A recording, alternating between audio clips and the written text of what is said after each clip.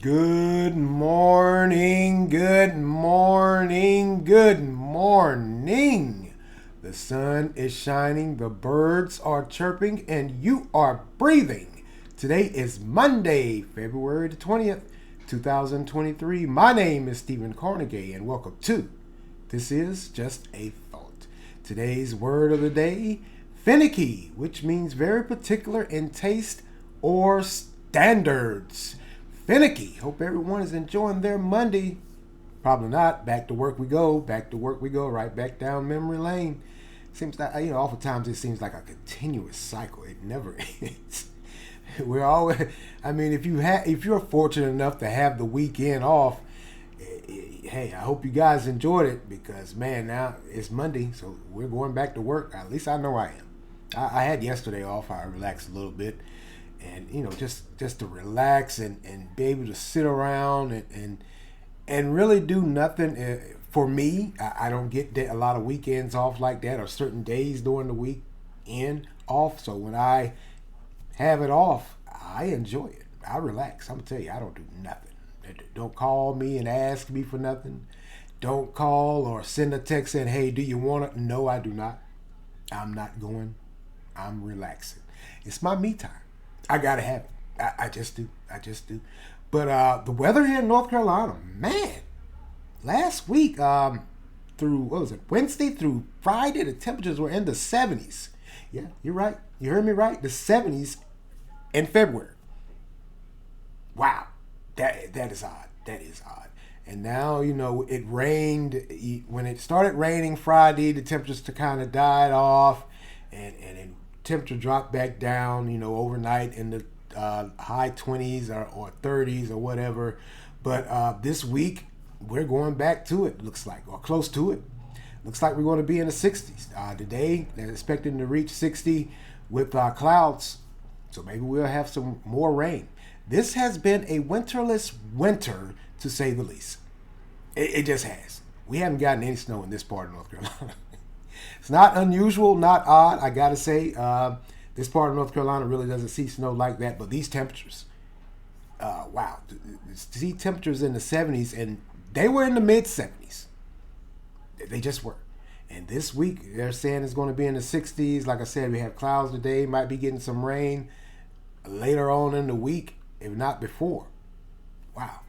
Of course, those that say global warming is in full effect, I might be starting to kind of lean towards that. I'm sorry. We have had warm spouts or warm spouts during the winter months, but nothing like this. That it's a continuous cycle. It's like, man, we may have one day when the temperatures get up, and after that it goes back down, and it's cold again. But we have, like I said, last week 3 or 4 days those temperatures were in the 70s, and now we're looking at this week here. Hey, 60s. Wow. Just wow, just wow, just wow.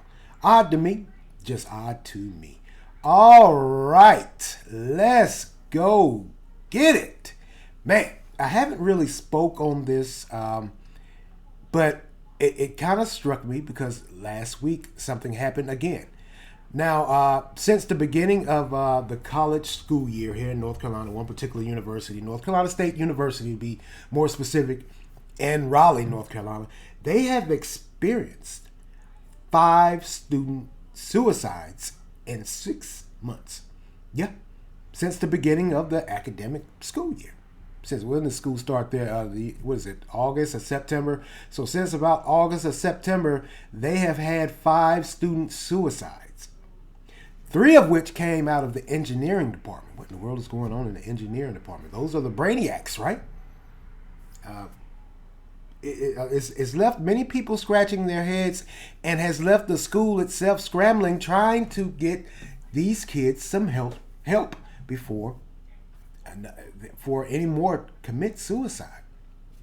5 suicides, 3 in the engineering department. Now, if you're saying to yourself, well, what in the world is going on? Why are they experiencing all of these suicides? Your guess is as good as mine. And also, your guess is as good as many of the school officials and even the students there. But some of the students have came out and said, and if we go back during COVID, This is one of the things they talked about when they said when we were quarantining and coming out of quarantine. How are people going to adjust and readjust? Because there was a time with these college kids, a lot of them, they started their college academic career in quarantine, online learning. Just did. There was no interaction. There was no face to face. There was no classroom setting. When they started quarantine, they sent a lot of them home. Some were fortunate enough to still stay in dorms, but they had to be quarantined. So a lot of kids or young adults ended up going back home being quarantined. Now, if you're saying, well, what does that have to do with anything? Because one of the things that came out when there was the discussion of quarantining, and it was mainly for the younger kids, high school, elementary, or junior high school and elementary, but it was also sprinkled in there college students that were going to return from quarantine, that they were going to be lacking. They didn't have that interaction, that one-on-one interaction, one of the basic human needs we need to coexist. So what happened is some students have came out and said, and some faculty members and some mental health experts have said also, that if you had a person that wasn't that outgoing, they weren't in the in crowd or whatever, or they were an introvert, or they were depressed, and you put them in quarantine, and then you kicked them out. You got them out. I shouldn't say kicked them out. You got them off quarantine, and then you forcing them back into a classroom setting, something they're not familiar with, something they don't like. There are a lot of people that, hey, they feel as though they don't really need that interaction, that human interaction with people, that one-on-one, even in the classroom setting. I'm kind of sort of one of those. I am an introvert. Like I always tell you, I really don't need human interaction like that. I can do without it. But what they're finding out, not just from these 5 suicides, is that they have a huge problem with the college students and how they're adapting to now being back in a classroom setting. Not just a classroom setting, but interacting with others. So much so, the university has, they've already spent, I believe in one program, they spent like $50,000 or $60,000 to get mental health experts back into the on campus. They've hired 6 new counselors. They've allotted $320 some odd thousand for mental health programs like online, or like I said, they're having those counselors there to for students if they feel the need, if they're having that moment, to go and talk to someone. So university is frantically trying to find a way to combat this problem with these suicides. But the most that I honestly, if I could be truthful with you, this is a result of COVID. We knew this was going to happen. We talked about it. There was many of articles and specials, if you were paying attention, that as for me, and I'm sure many others out there, we took it for granted that, the human interaction side of it. Small as frivolous as that sounds, that's a huge part of our existence as human beings on this earth. How we interact with others on a daily basis. And it appears that when we were quarantined, a lot of us didn't have that interaction that we needed with human beings. And like I said, if you were already depressed, or you were an introvert, you really didn't care one way or another, or you were already having some mental moments, you were in seclusion, you were left there with your thoughts. And then, when we came out of COVID and we started opening back up, and a lot of these universities, like I said, they sent these kids home, but now they're bringing them back. And it appears there's a huge problem at North Carolina State University with suicide as a result of COVID, and hey, that being put back out there. A lot of these young adults don't know how to interact. They're overwhelmed. I know it sounds odd, but it looks like it's happening. We just have to be honest with each other here. This is it is a result of COVID. I've got to be honest.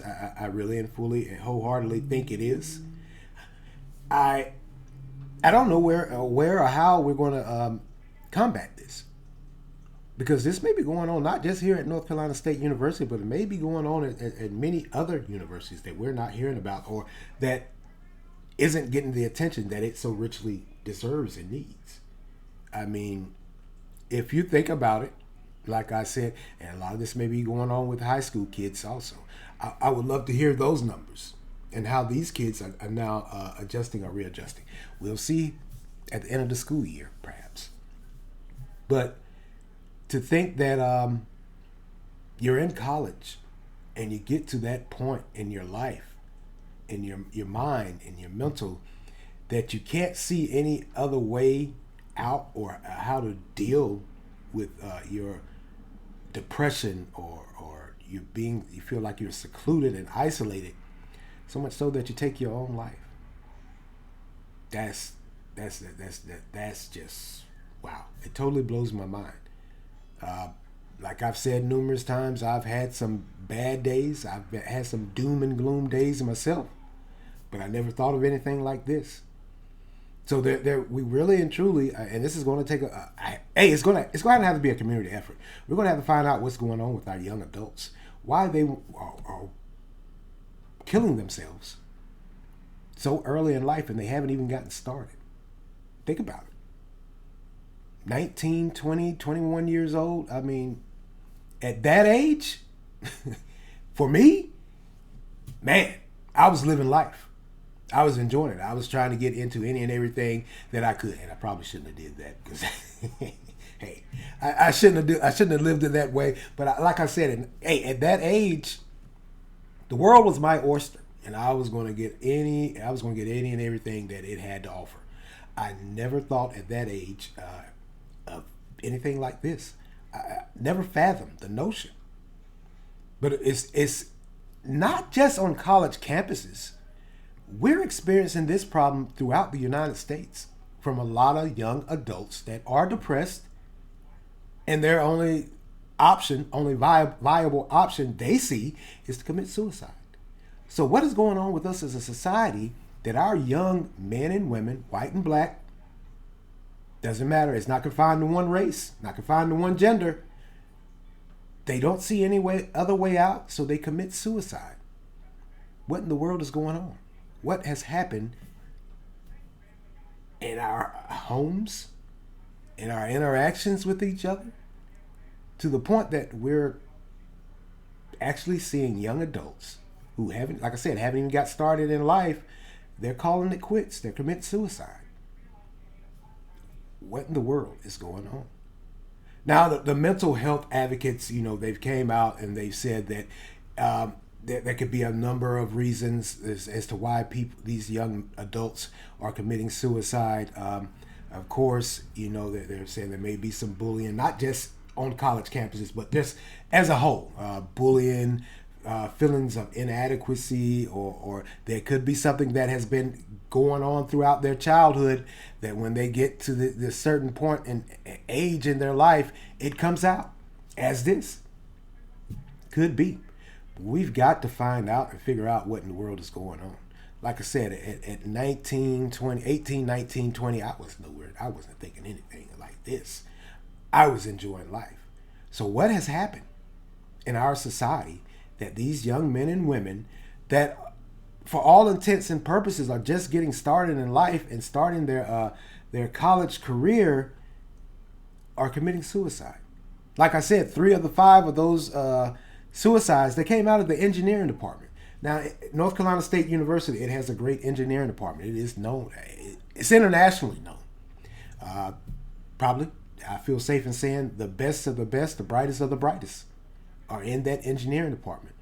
But they can't, appears, they don't know how to deal with their own feelings and emotions. Is that something that we're missing as parents? That we're not having these talks with our kids about how to express themselves without harming themselves, or how when something's bothering you, you need to let it be known instead of keeping it all bottled up inside? I think it is. We have to be honest with each other. These are some things that I think we're missing as parents with our kids. I think we're going to have to start having these talks. And we probably should have had these talks during COVID. Because like I said, one of the main contributing factors, I believe wholeheartedly, is COVID, that quarantine. That quarantine, it took a lot. When I caught COVID, and for me to be isolated in the house, in the bedroom, I believe at that time it was 2 weeks.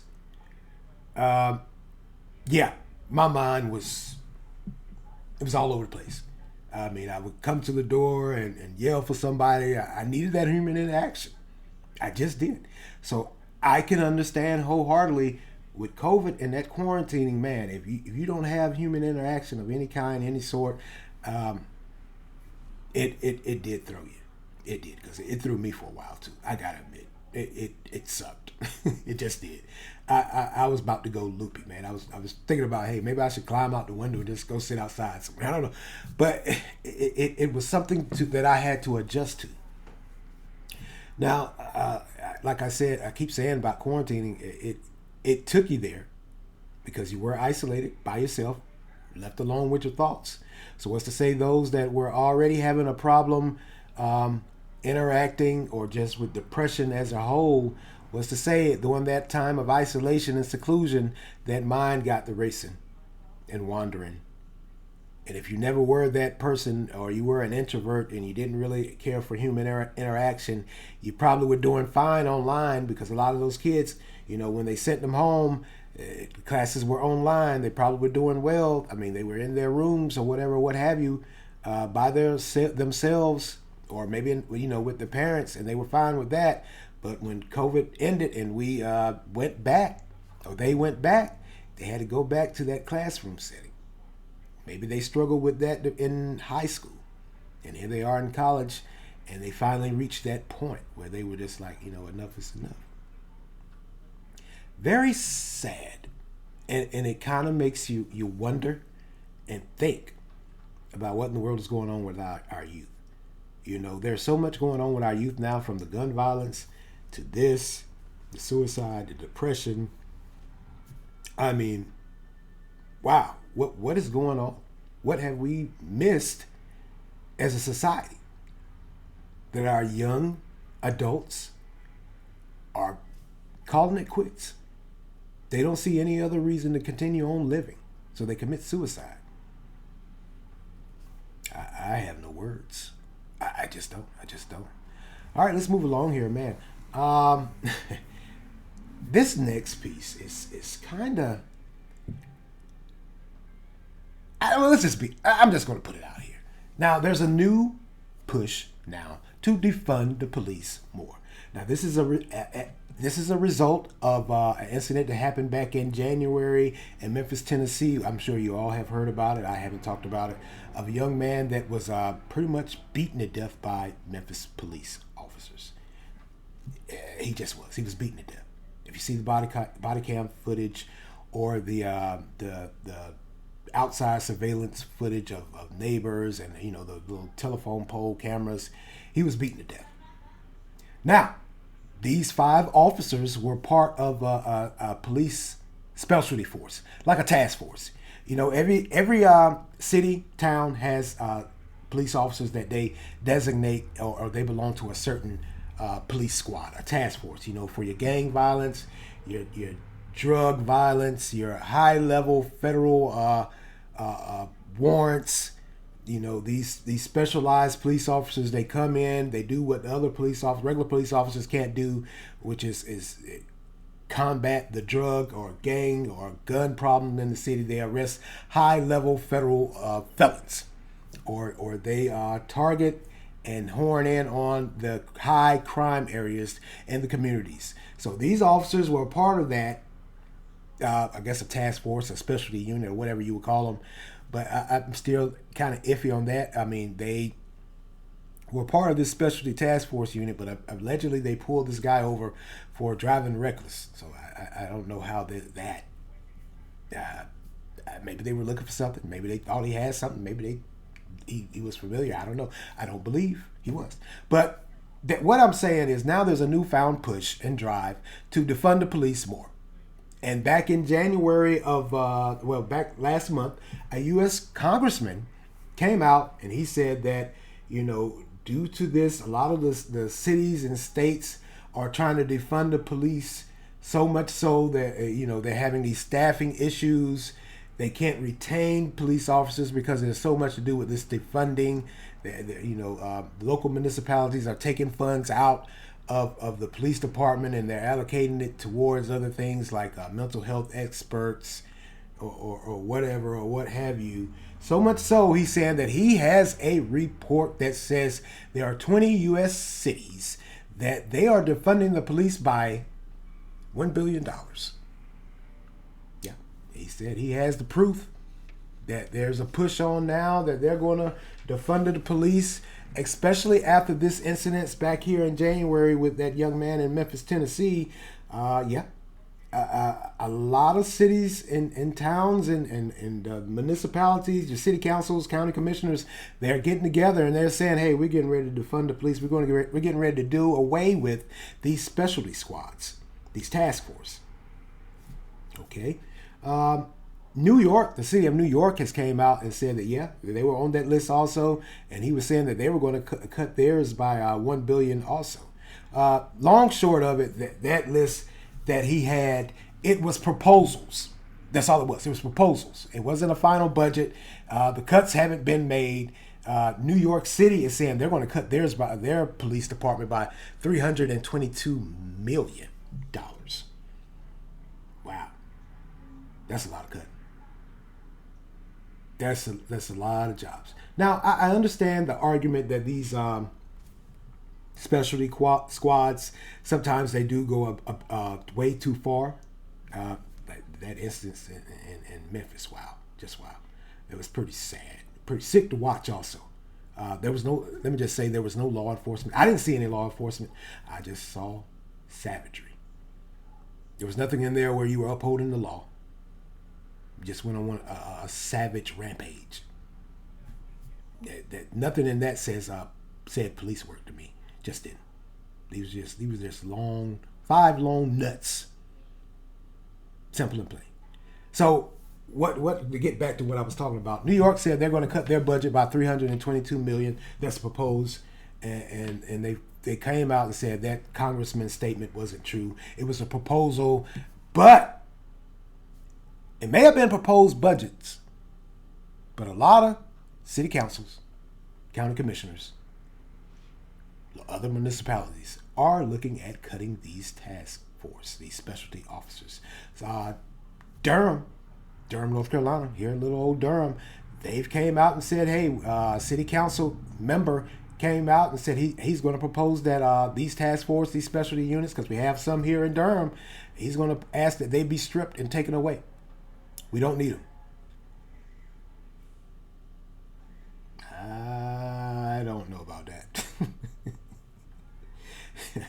Have you seen these fools here lately? I'm sorry. I don't know about. I don't know about getting rid of these task force in certain cities. Maybe it's in smaller towns. Yeah, but here in Durham, just say here in Durham. No, that's a no for me. I know it sounds odd. It's coming from me. I'm a black man. You're probably saying, well, why is he saying that they need to keep these specialty squads going when they're mistreating and beating people and killing them like what they did in Memphis? I ain't saying that was one isolated incident, because yes, it happens quite all too often with police brutality and excessive force. But I can't see, because of that one incident, that truthfully, we still don't know. We still haven't found out what in the world those five fools, what they originally pulled them over for, because they said they pulled them over for a traffic violation, but the police chief has came out and said there's no evidence of that. So maybe they were just five rogue nuts out doing what they want to. And they certainly need to be, well, they've been fired and now they have murder charges. So they're going to be held accountable. But I can't say wholeheartedly and not speaking off raw emotion that these task force need to be done away with. We have a huge problem in our communities here in this country, here in Durham.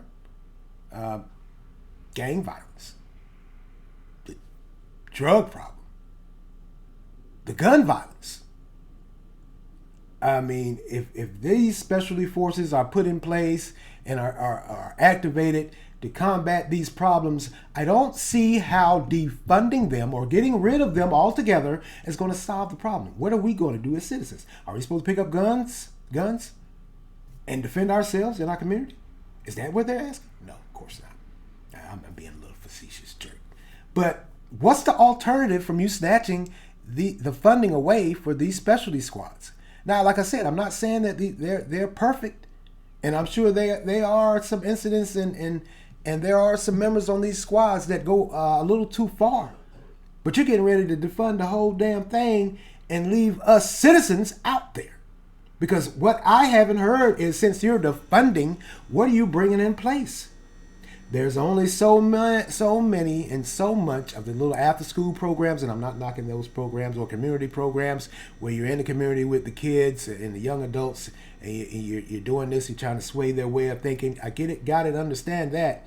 But you have allowed these problems to fester and go on for so long. There's quite a few of them out there. They ain't trying to go to no damn after-school programs. They don't want to hear nothing about your little analytical thoughts on how they can better themselves. They just aren't. So I can't give you the defunding to the point where you take away these specialties or these task force. I can't give you that. I just can't. To those 5 officers in Memphis, yeah, they're going to be held accountable. And maybe maybe you can just say, hey, we're just going to go in and look around and keep a close eye on these task forces to see what they're really doing. Because one of the things the city council member here in Durham, and also when he made the statement, and there was a report released, and they talked about the arrest record of the task force here, how it appeared to mainly target the minorities, the Black and Hispanic community, and some of the Asian community, and the white numbers were extremely low. Well, yeah. I mean, truthfully and honestly, that's where the crime is. It just is. I know many may not want to hear that or believe that, especially going off emotions of what we saw last month in Memphis. But that's where a lot of our crime is in this city. So I don't see how dismantling the task force and a continuous defunding of the police is going to help. I think it's going to backfire. It's going to blow up in our faces. I mean, hey, maybe New York. I mean, they are New York.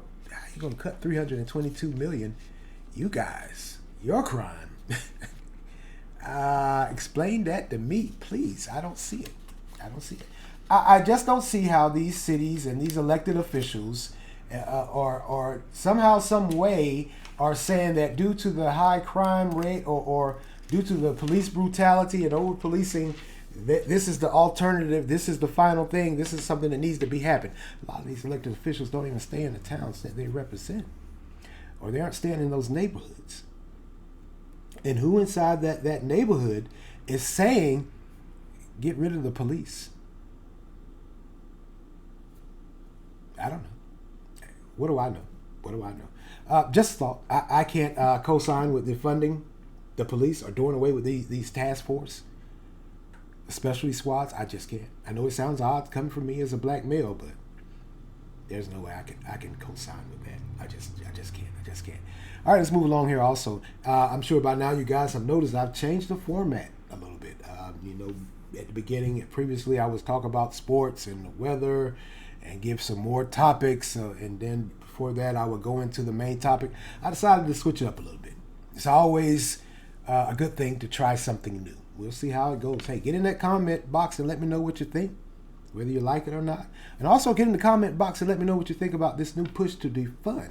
It's very, very interesting. Like I said, I know that these officers, there was just brutal and savagery what they did to that young man in Memphis. And they were part of this a specialty squad. But I just don't see how getting rid of these specialty squads is going to help. Also, get in the comment section and let me know what you think about the suicides here at North Carolina State University, or just in general throughout our society. The suicides we are experiencing. Just all right, man. Hey, wow. They shot down some more unidentified flying objects last week. What in the world is going on here? Here in the U.S., is everything coming to the U.S. now? Every little spy. Well, they said they weren't spy balloons. And by the way, the spy balloon, the Chinese spy balloon, it has all been recovered. It was shot down off the coast of South Carolina. So now they've taken it somewhere and they're analyzing. So all of that material, they got everything back together, and fortunate enough, no one was hurt. But last week or a week or so ago, they shot down 3 or 4 more unidentified flying objects in Canada, Alaska, and one was shot down near a military base in Michigan that sits right on the Canadian border. What in the world is going on? And of course, many were saying, hey, I guess somebody had a video or something and they said it was a UFO. And of course, that has renewed that UFO phenomenon.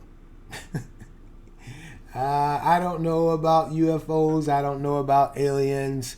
But one thing that did came out, they said that these were, of course, those atmospheric weather balloons that a lot of countries and businesses and meteorologists put out there into the air to study the air and different weather patterns. So that's that. It wasn't another spy balloon situation, it appears. Who knows? Maybe it was, maybe it wasn't. China has still maintained that the U.S. overreacted. There was no need for them to shoot that down. It wasn't doing anything. It was just an atmospheric balloon collecting data. But once you were tracked, you stopped collecting data. I wonder why. Who knows? Also, man, hey, I got a little glimpse of the NBA All-Star weekend. Happened this weekend. Slam dunk contest was good. I can't remember the young man's name, but he put on a show. He just did. He looked pretty good. Just did. Now, as far as the that All-Star game, I know we're in a different time now. Yeah, a lot of let's like with the NFL, that Pro Bowl, how it was flag football. I understand there's a lot of money out there on that field, a lot of money out there on that court also. So you want to protect your assets. But man, that All-Star game, what was that?